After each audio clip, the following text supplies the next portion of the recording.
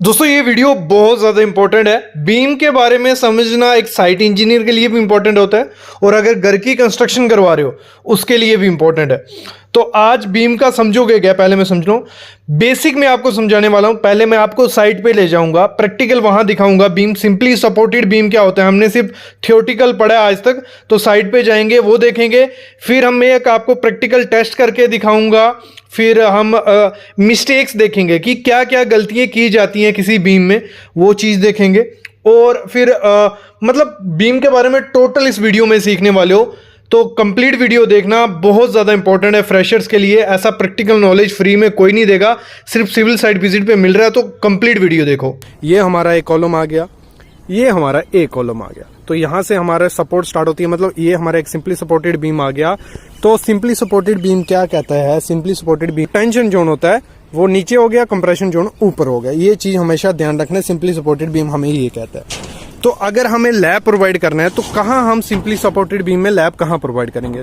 तो हमेशा याद रखना, जब भी आपका सिंपली सपोर्टेड बीम होगा, जो नीचे का लैब होगा वो आपको कभी भी सेंटर में प्रोवाइड नहीं करना है बीम में। मतलब जो नीचे का टेंशन जोन होगा वहां सेंटर में कभी, बीम के सेंटर में कभी लैब नहीं प्रोवाइड करना है आपको। लैब कहाँ प्रोवाइड करना है? साइड्स पे, ठीक है। और कंप्रेशन जोन में आप सेंटर में प्रोवाइड कर सकते हो। क्यों? क्योंकि देखो, इसको एक एग्जांपल से समझो। ये मैंने लोड डाला, नीचे का जोन हमारा टेंशन में चला गया, तो नीचे उसका मैक्सिमम कहाँ होगा? स्ट्रेस सेंटर में। तो वहां अगर हमने लैब दे दिया, वो लैब खुल के कोलैप्स हो जाएगा बीम। तो हमेशा नीचे के बीम का हमको साइड पे करना है और ऊपर का हम सेंटर में प्रोवाइड कर सकते हैं। तो ये चीज आपको हमेशा ध्यान में रखनी है जब भी लैब प्रोवाइड करो इसमें सिंपली सपोर्टेड बीम में। तो नीचे का सेंटर में नहीं करना है, ऊपर का आप सेंटर में कर सकते हो, नीचे का आपको साइड्स में प्रोवाइड करना है। और LY नीचे आपको LY4 के हिसाब से फॉलो अप करना है और ऊपर आपको LY3 के हिसाब से। देखो ये जो चीज़ है काफ़ी बच्चों को नहीं समझ आएगी, मेरे को पता है, क्योंकि हम प्रैक्टिकली साइट पे देख रहे हैं तो दिमाग में नहीं बैठता है। तो इस चीज़ को एक टेस्ट करके समझते हैं। एक प्रैक्टिकल में थियोरटिकल आपके लिए लिखूंगा, पूरा आपको समझाता हूँ। फिर मैं आपको गलतियाँ बताने वाला हूँ जो बीम में की जाती हैं, जो आपको नहीं करनी है। और वो गलतियाँ देखो इतनी बड़ी होती हैं कि वो बीम उसका पूरा फंक्शन परफॉर्म नहीं कर पाता है, वो बाद में समझते हैं। पहले इस चीज़ को मैं थियोरटिकली समझाता हूँ आपको। एक कि हम जो बॉटम एक्स्ट्रा होता है वो क्यों प्रोवाइड करते हैं, और जो टॉप एक्स्ट्रा होता है वो क्यों प्रोवाइड करते हैं, डेवलपमेंट लेंथ क्यों प्रोवाइड करते हैं। तो पहले हम देख लेते हैं। एक बीम है हमारा, सिंपली सपोर्टेड बीम है। एक कॉलम आ गया हमारा, इस तरफ कॉलम आ गया, उस पर बीम रेस्ट है हमारा, ठीक है। तो उसमें जो टॉप बार है वो 16 डाया का 2 नग है और नीचे में बॉटम बार में 20 डाया का 3 नग है। ये हमारा सिंपली सपोर्टेड बीम का स्टील हो गया। ये एक एग्जाम्पल के लिए मैंने आपको बताया। तो हम लोग सिविल इंजीनियर, देसी जुगाड़ तो रहेगा ही हमारे पास। तो आज में लैब नहीं है तो, लेकिन आपको सिंपल भाषा में समझा सकता हूँ। एक मैंने टेप का पीस ले लिया, दोनों तरफ हमारा वो हो गया, सपोर्ट आ गई, मतलब एक कॉलम की सपोर्ट आ गई। जब हमारा ये, मैं क्यों बना रहा हूँ, ये 2-3 चीजें इसमें से कवर होंगी। एक तो हमें पता चलेगा टॉप एक्स्ट्रा क्यों प्रोवाइड करते हैं, बॉटम एक्स्ट्रा क्यों प्रोवाइड करते हैं। इंटरव्यू में ये क्वेश्चन आता है इसलिए मैं बता रहा हूँ। और एंकरेज लेंथ क्यों प्रोवाइड करते हैं, और stir maximum shear force, bending movement, ये पूरा इस कॉन्सेप्ट आपको क्लियर होने वाला है आज। तो हमने ये डाला, पॉइंट लोड डाला इस पे, ये दोनों तरफ कॉलम है, ये पॉइंट लोड डाला इस पे, देखते रहना क्या होगा। तो ये इसमें हो क्या रहा है मैं आपको नीचे से दिखाता हूँ, ऐसे आपको ज्यादा समझ आएगा।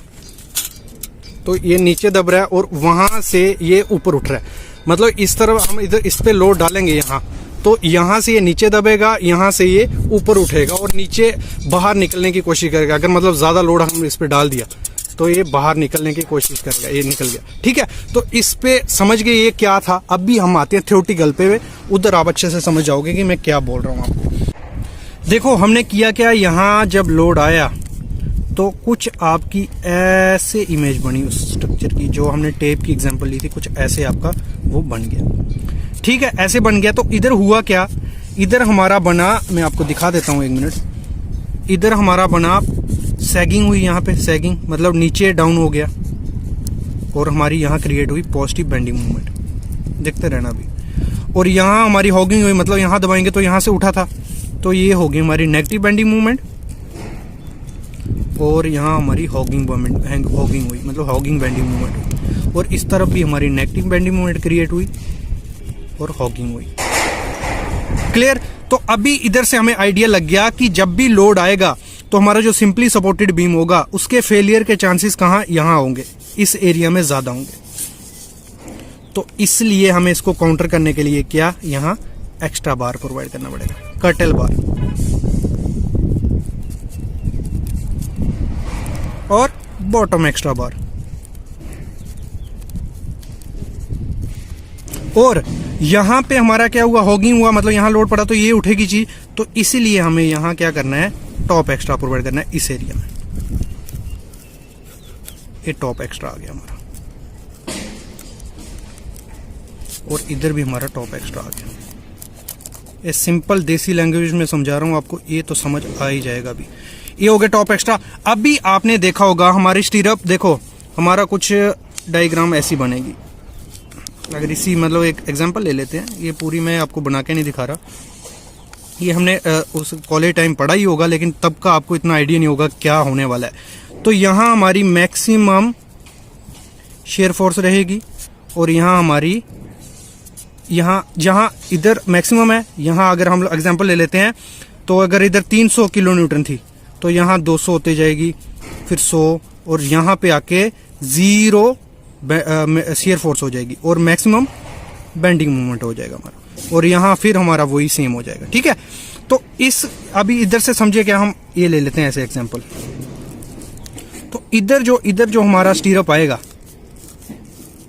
वो सेंटर हम रखेंगे मिनिमम, मतलब 90 से 100 mm, और इधर भी, इधर इस एरिया में इधर भी जो हमारा स्टीरअप आएगा वो रखेंगे 90 से 100 mm, और इधर हमारा जो स्टीरअप आएगा वो 150 mm की स्पेसिंग उसकी रहेगी, क्योंकि इधर हमें ज़रूरत नहीं है इतनी ज़्यादा, ज़रूरत इधर है। क्योंकि अगर हम शेयर फोर्स को समझें, अगर किसी चीज़ को मतलब अगर शेयर फोर्स इस पे आएगी तो ये ऐसे टूटेगा, मतलब इधर से निकल जाएगा, ऐसे मतलब छूट जाएगा, और इसको काउंटर कौन करेगा, इधर का जो स्टीरअप होगा वो इसको पकड़ के रखेगा। इतने से एरिया में ज़्यादा इफेक्ट पड़ता है, जहां मैक्सिमम शेयर फोर्स होगी वहां शेयर फेलियर के चांसेस काफ़ी ज़्यादा बढ़ जाते हैं। तो उसको काउंटर हम किस तरीके से कर सकते हैं, टॉप एक्स्ट्रा बार प्रोवाइड करते हैं, और जो यहाँ स्टीरअप आता है उसकी स्पेसिंग बिल्कुल कम कर देते हैं, 90 से 100 mm स्पेसिंग हो जाएगी दोनों तरफ। और बीच में फेलियर के चांसेस कहाँ होंगे, इधर, मतलब यहाँ आप दिख रहे हो ये फेलियर है हमारा। तो इसलिए हम क्या करते हैं, बॉटम एक्स्ट्रा प्रोवाइड करते हैं, और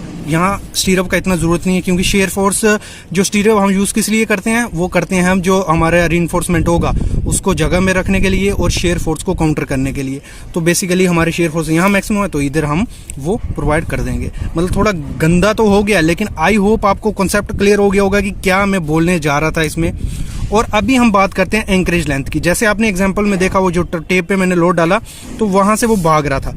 अगर हमने ये डेवलपमेंट लेंथ या एंकरेज लेंथ ये कितनी रहती है, 50D प्लस 10dB। तो अगर ये हमने प्रोवाइड नहीं की होगी, सीधा सरिया प्रोवाइड किया होगा, तो जब लोड आएगा वो सीधा निकल जाएगा और बीम फेलियर के चांसेस बहुत ज़्यादा बढ़ जाते हैं। तो इसीलिए हम क्या करते हैं, हमें यहाँ एंकरेज लेंथ प्रोवाइड करनी पड़ती है। अगर हम ऊपर 16 डाया का यूज़ कर रहे हैं, 50 × 16 प्लस 10 × dB क्या है, 16। तो 50 × 16 कितना हो गया आपका, अप्रोक्स 800 प्लस 160, इसको प्लस कर लेना, मतलब फार्मूला सेम रहेगा, 50D प्लस 10dB रहेगा। जो भी आपका सरिया होगा वो आपको यूज करके वो बना देना होता है। चलो देखो, ये थियोरेटिकल थोड़ा बहुत समझ आया होगा, अभी गलतियां देखते हैं। सामने गलती दिख गई हमें, ये पहले मैंने आपको बताया हुआ है, जो स्पेसिंग होती है कभी भी स्टीरअप में, देखो यहाँ 200, 300, 400 mm स्पेसिंग दी हुई है। ये स्पेसिंग थोड़ी होती है, ये सही तरीके से बीम को नहीं बांधा जा रहा है। जो L है, डेवलपमेंट लेंथ हम जिसे बोलते हैं, ये कॉलम का जंक्शन है, दो बीम इस कॉलम में आ रहे हैं, और इनकी जो आप L देख रहे हो वो कॉलम के बाहर है, मतलब कॉलम के सरिये से बाहर है, वर्टिकल बार से बाहर है। तो इस डेवलपमेंट लेंथ का कोई काम नहीं होता, और यहाँ पे क्रैक्स गारंटी आ जाएंगे जब ये कॉलम दोबारा कास्ट किया जाएगा, क्योंकि इसमें कवर जीरो हो चुका है। आप देख रहे हो नीचे, आपको थोड़ा बहुत धुंधला धुंधला दिख रहा होगा कि नीचे कॉलम का कंक्रीट हो चुका है, और उस जो स्टील है वो L, उसका डेवलपमेंट लेंथ, एंकरेज लेंथ वो बाहर है। ये बहुत बड़ी गलती होती है। एक तो यहाँ कवर जीरो हो गया, क्रैक आ जाएंगे। दूसरा, जब इस पे लोड पड़ेगा स्लिपेज के चांसेस बहुत ज़्यादा बढ़ जाते हैं, फेल हो जाएगा।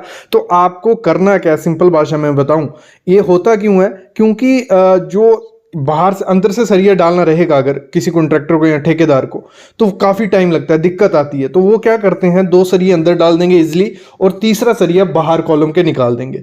तो वो वहाँ बहुत बड़ी गलती हो जाती है। तो आपको क्या करना है, जो भी आपका वर्टिकल कॉलम होगा, मतलब कॉलम है जो, उसका बीम का जो भी सरिया है वो हमेशा जंक्शन के अंदर आना चाहिए, बाहर में कभी वो सरिया नहीं होना चाहिए। अगर बाहर में है तो आपको उसको अंदर करवा देना है, नहीं तो ये बहुत बड़ी गलती होती है, फेलियर के चांसेस बढ़ जाते हैं। जहां भी आप देख रहे हो ये जो बीम आ रहा है, इसका सरिया भी कॉलम से बाहर है, ये अंदर होना चाहिए। ये होगी एक गलती, इसको सुधार लेना है। दूसरी गलती जो है वो है इसी बीम को रिलेटेड। देखो जो मेन बीम होता है, सेकेंडरी बीम, अभी जो ये मेन बीम देख रहे हो, तीन तीन सरिया है मेन बीम का, लेकिन जो सेकेंडरी बीम आ रहा है वो उसका सरिया डेवलपमेंट लेंथ 2 के अंदर डाली, ये लास्ट तक जानी चाहिए थी, मतलब जो लास्ट सरिया है हमारा वहां तक ये पहुंचनी चाहिए थी। ये भी गलतियां। देखो जो हॉरिजॉन्टल बार है आप सामने देख रहे हो, जो स्टील बार लंबा जा रहा है, इनमें भी बराबर होनी चाहिए।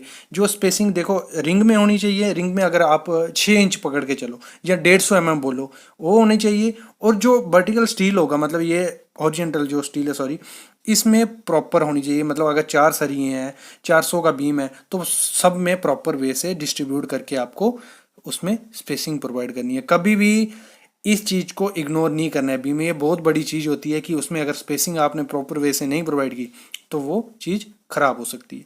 नेक्स्ट जो मिस्टेक है वो क्या है, सामने आप देख रहे हो, जो हुक है, मतलब रिंग की जो हुक होती है उसको एक ही साइड प्रोवाइड कर दी है। देखो ये एक ही जगह आपको दिख रहा होगा, आपके जो राइट हैंड साइड की एक ही जगह हुक उसकी आ रही है। जिन्होंने काम किया साइड पे उनको तो ये चीज़ थोड़े दिमाग में आ गई होगी, लेकिन क्या होता है, ये कभी भी हुक जो होती है बीम की वो एक ही लाइन में नहीं आनी चाहिए, वो मतलब उसको अल्टरनेट करना होता है। मैं आगे दिखाता हूँ अल्टरनेट मतलब क्या है। देखो ये सब आगे तक देखो एक ही साइड हुक है, सब एक ही जगह हुक, एक खराब चीज़ है, गलत चीज़ है।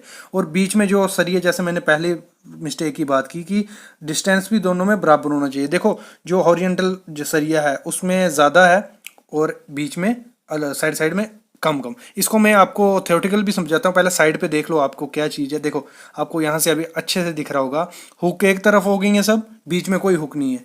और क्या हो रहा है, जो हॉरिजॉन्टल बार है उसमें भी स्पेसिंग बहुत ज़्यादा है। तो ये बहुत बड़ी मिस्टेक है, इस चीज़ को आपको इग्नोर करना ही करना है। मतलब ये चीज़ कभी भी साइड पे नहीं होनी चाहिए, बहुत बड़ी मिस्टेक होती है। अगर आपका कोई अच्छा क्लाइंट होगा तो वो वहीं से इस डिज़ाइन को रिजेक्ट कर देगा। तो ये मिस्टेक आपको कभी नहीं करनी है। अभी जैसे मैं बोल रहा था एक तरफ हुक है, दूसरे ऐसे इसको दिखाना हो अल्टरनेट कैसे करनी है, तो वो मैं आपको दिखाता हूँ। देखो सामने देख रहे हो, इसमें क्या है, ये बीम है जो एक तरफ हुक है इस साइड है, और उसी के दो मतलब हुक अल्टरनेट की है, कभी इस साइड हुक है कभी उस साइड। ये देखो ये एक हुक यहाँ पे है, दूसरी उस साइड है, मतलब आगे पीछे हुक कर देंगे। इससे क्या होगा, सब जो हॉरिजॉन्टल बार होगा, सरिया होगा, उसको हुक जो होती हैं वो पकड़ के रखती हैं। यही काम होता है। देखो सामने आप देख रहे हो हुक सब आगे पीछे की गई हैं। ये चीज़ इग्नोर की जाती है साइड पे, लेकिन आपको ध्यान देनी है।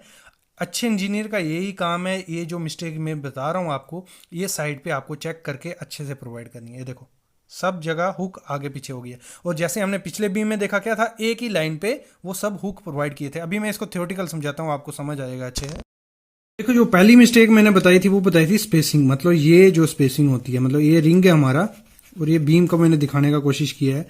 ये रिंग की स्पेसिंग बराबर होनी चाहिए, मतलब 6 इंच या 150 mm बोलो, इतनी आपको रखनी है। और हुक, जो हुक क्या होती है, हुक ये जो स्टीरअप होता है हमारा, ये चीज उसकी हुक होगी, आपने देखा होगा ऐसे निकाला होता है। जो ये एक ही साइड प्रोवाइड की है, ऐसे ऐसे ऐसे थी, ये साइड पे गलती की जाती है, क्रॉस है। आपको प्रोवाइड कैसे करना है, देखो एक ये आ गई, दूसरी इस साइड हुक होनी चाहिए, इधर नहीं, फिर इधर आ गई, फिर इधर नहीं, इधर हुक होनी चाहिए। मतलब एक इधर एक इधर एक इधर, ऐसे अल्टरनेट करना होता है। अगर 4 लेग रिंग है, मतलब एक हुक, देखो उसमें 2 रिंग होंगे, एक की हुक यहाँ आ गई, फिर यहाँ घुमा लेना, फिर आगे लेगी यहाँ कर लेना, मतलब आगे पीछे उसकी हुक होनी चाहिए। ये चीज ध्यान देनी है। अभी बात करता हूँ मैं अगली गलती। अगली गलती क्या की जाती है, देखो बड़े बड़े जो बीम होते हैं, मतलब बड़ी बिल्डिंग है, हाई राइज बिल्डिंग है, उनमें काफ़ी ज़्यादा सरिया होता है। टेंशन जोन में हो गया, ज़्यादातर टेंशन जोन में सरिया देखे जाते हैं या सपोर्ट पे। तो नीचे आप देख रहे हो टेंशन जोन में 3 लेयर का सरिया है और कई जगह पे क्या किया होता है, एक साइड मतलब एक साथ प्रोवाइड कर दिया होता है, लेकिन इसमें आपको क्या करना है एज ए सिविल इंजीनियर, इसमें पिन प्रोवाइड करनी है। मतलब वो जो छोटा सा बार देखे हो आप स्पेसर बार बोल सकते हो, स्पेस देनी है उन सरिये में कि उसमें अच्छे से कंक्रीट घुस जाए, उसमें कंक्रीट जो एग्रीगेट रहता है बड़े बड़े जो कपची बोल लो, वो अच्छे से इंसर्ट हो जाए और अपना मतलब बॉन्ड अच्छे से बना दे। इसलिए इसमें जगह होनी चाहिए, इसलिए हम क्या करते हैं स्पेसर बार प्रोवाइड करते हैं। सामने आप देख रहे हो वो स्पेसर बार है, वो जहां 2-3 लेयर आएंगी, मैं ड्राइंग दिखाता हूं इसके, उसमें ड्राइंग में मेंशन किया जाता है कई जगह, ये जो स्पेसर पड़े हैं इनको बीच में आपको 1-1 मीटर के बाद प्रोवाइड कर देना है, जितना मर्जी लंबा आपका बीम हो। इसकी मैं ड्राइंग दिखाता हूं उसमें कैसे मेंशन किया होता है। देखो इसमें क्या है, उन्होंने दिखाया आपकी बीम की सेक्शन है, जो नीचे वाला बार होगा उसके ऊपर स्पेसर बार आएगा, फिर उसके ऊपर जो लेयर में सरिया आएगा उसमें स्पेसर आएगा, जितने लेयर में सरिया आएगा उतना स्पेसर होना चाहिए। और स्पेसर का मिनिमम डाया क्या रखना है आपके पिन का, जितना आपका एग्रीगेट का साइज होगा उससे 10 mm ज़्यादा, जहाँ जो आप मैक्सिमम सरिया यूज़ कर रहे हो उतने का पिन उसमें यूज़ आपको करना है। ये काफ़ी बड़ी मिस्टेक है, साइड पे इसको इग्नोर कर देते हैं लोग, लेकिन आपको एज ए सिविल इंजीनियर ये चीज़ ध्यान रखनी है। जो नेक्स्ट मिस्टेक है वो भी काफ़ी बड़ी मिस्टेक है, मैं बताता हूँ। देखो जो हुक होती है हमारे बीम की, वो बहुत इंपॉर्टेंट चीज़ है। मतलब जो स्टीरम हम प्रोवाइड करते हैं वो क्या करते हैं साइड पे, या तो प्रॉपर हुक प्रोवाइड नहीं करते हैं, छोटी हुक प्रोवाइड कर देते हैं, जहाँ क्या करते हैं उसको सीधा रख देते हैं। तो आपको प्रॉपर हुक प्रोवाइड करके अल्टरनेट उसको करना है। अभी मैं इसको थ्योरेटिकल समझाता हूँ कि हुक कईयों को समझ नहीं आ रहा होगा। देखो ये हुक जो फंसा रहा है इसकी हुक बराबर है, ये 100 mm भी है और प्रॉपर वे से उसको हुक बनाया भी है। कई जगह बेंड नहीं किया जाता है, इसको सीधा रख देते हैं, लेकिन वो बहुत बड़ी मिस्टेक है। अभी मैं इसको थ्योरेटिकल पे पार्ट पे आता हूँ, उसमें काफी चीजें आपकी क्लियर। आप काफी टाइम पूछते रहते हो जॉब के लिंक वगैरह, तो आपको हमारी वेबसाइट civilsitevisit.com पे मिल जाएंगे। जॉब सेक्शन में इंटर्नशिप वगैरह सब कुछ उधर मिल जाएगा। तो मैं स्टार्ट करता हूँ टॉपिक जो चल रहा है हमारा। देखो हुक की बात की थी, देखो ये रिंग हो गया हमारा, या स्टीरो बोल लो, ये आ गया हुक। इसकी आपको लेंथ कितनी रखनी है, मतलब यहां से यहां तक कितना होनी चाहिए, 10 DE आपको रखना है। मतलब अगर आप 10 mm का सरिया यूज कर रहे हो, स्टीरअप में ज्यादा 10-8 का सरिया यूज किया जाता है, तो 10 D है, 10 × 10 100 mm आपकी ये होनी चाहिए। यहां से लेके यहां तक 100 mm। अगर आप 8 mm का सरिया कर रहे हो तो 80 mm आपका ये होना ही होना चाहिए।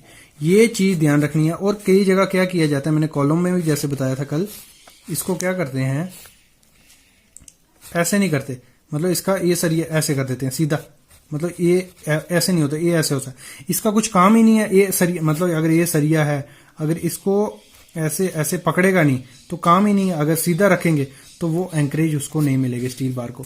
तो हमेशा आपको हुक एक तो 10 D के हिसाब से 100 mm प्रोवाइड करनी है, 10 mm का सरिया है। दूसरा उसको बेंड प्रॉपर पे से 135 डिग्री करना ही करना है। कॉन्ट्रैक्टर अपना टाइम बचाने के चक्कर में ये नहीं करते हैं कि हमारा घुस नहीं पाएगा, क्योंकि उसको डिजाइन स्ट्रक्चर इंजीनियर देख के ही किया होता है। तो आपको हमेशा बेंडिंग करवानी ही करवानी है। मेरे को काफी कमेंट्स आते हैं ये